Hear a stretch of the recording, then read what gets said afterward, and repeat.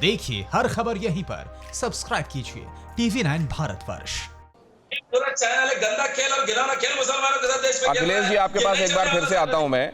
ये अब इसमें इसको लेकर दो तरह के ओपिनियन है। एक तो ये है कि इस तरह का अनर्गल प्रलाप करने वाला, खुद को इस तरह के बयानों के जरिए वायरल करके चर्चा में लाने की कोशिश करने वाले आदमी के संदर्भ में कार्रवाई ना की जाए, उस पर बात भी ना की जाए, वरना वो चर्चा में आता है और उसका जो मकसद है वो पूरा हो जाता है।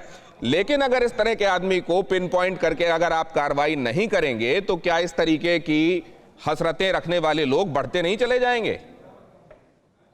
नहीं, देखिए, बढ़ते तो चले जाएंगे। ये तो आजकल सुप्रीम कोर्ट के भी आर्डर्स हैं और प्रदेशों में हर जगह साइबर सेल बने हुए हैं। ये पता नहीं कब का वीडियो है, मुझे नहीं पता। अभी तक कार्रवाई 2 तारीख का सर, 2 तारीख का। हाँ, तो प्रदेश की सरकार या पुलिस ने अभी तक कार्रवाई क्यों नहीं की, हमें आश्चर्य हो रहा है। लेकिन आजकल तो तुरंत कार्रवाइयां हो जाती हैं। और किस लेवल का है वो आपको तय करना है कि हमें उसको नेशनल टीवी पे दिखाना है कि नहीं दिखाना है, ये आपका विशेषाधिकार है। हाँ, लोग प्रश्न जरूर कर सकते हैं कि किस लेवल के आदमी को दिखाया, किस लेवल के आदमी को आपने नहीं दिखाया।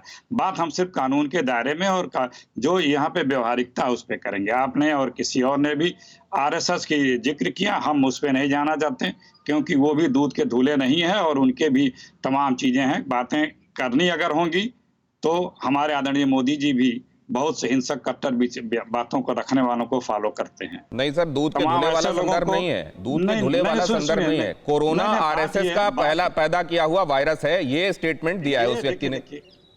ये पर्टिकुलर स्टेटमेंट RSS के लिए अगर कह रहा है तो ये गलत बोल रहा है। ये गलत तो उसी रोशनी में देखिए ना सर, बाकी किसी विचारधारा को प्रमोट करने का मेरा कोई मकसद नहीं है सर। मैं राजीव प्रताप रूडी साहब के पास चलूं मैं सर? आ रहा हूं आपके पास। जो सर्टिफिकेट दिए उसकी बात मैं कर रहा हूं। नहीं, सर्टिफिकेट देने का काम मेरा नहीं है सर। नहीं, मैं कह रहा हूं प्रतिबंधित संगठन है क्या RSS? नहीं, आपने ये बात आपको RSS के संदर्भ का जिक्र करना आपको नागवार गुजरा होगा अखिलेश जी, वो बात अलग है। लेकिन राजीव प्रताप रूडी साहब, एक बार फिर से मैं आपके पास आता हूं। शायद इस दौरान तक आप ये आप ठीक कह रहे थे कि कैसे इसमें कार्रवाई क्या होनी चाहिए, क्या इसके प्रोसेसेस हैं। ये जाहिर है ये टेक्निकलिटी और इसके बारे में आप अभी हो सकता है इसलिए टिप्पणी ना करना चाह रहे हो। लेकिन सर, इस तरह की चीजों को निपिंदा बट करना पड़ेगा सर, नहीं तो इस तरह के लोगों और इस तरह के दलों के हौसले बढ़ते जाते हैं सर।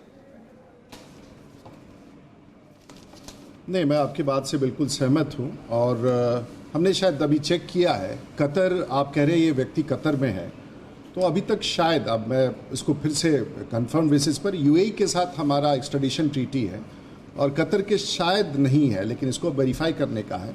और जिन देशों के साथ हमारी एक्स्ट्राडिशन सर, और एक बात मैं आपको, क्योंकि कार्यक्रम समाप्त हो रहा है, आपकी जानकारी में और डाल देता हूं। हो सकता है बातों बातों में वो कर्सरीली निकल चुका हो, आपके दिमाग में वो बैठा ना हो कि UAE की प्रिंसेस ने असदुद्दीन ओवैसी को फॉलो करना इसलिए शुरू किया क्योंकि उनको कुछ लोगों ने ये बताया है, आप जरा देखिएगा जाके, जिस बातचीत के बाद उन्होंने फॉलो करना शुरू किया है, कि ये असल में मुसलमानों के मसीहा हैं और ये वहां पर परसिक्यूटेड मुसलमानों की आवाज हैं।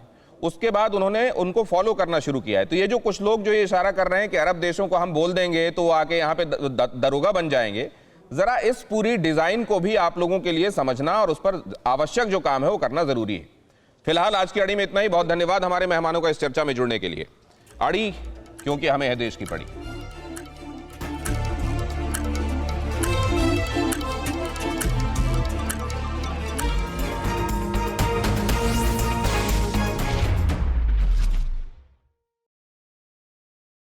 अड़ी सोमवार से शुक्रवार शाम 6 बजे सिर्फ TV9 भारतवर्ष पर।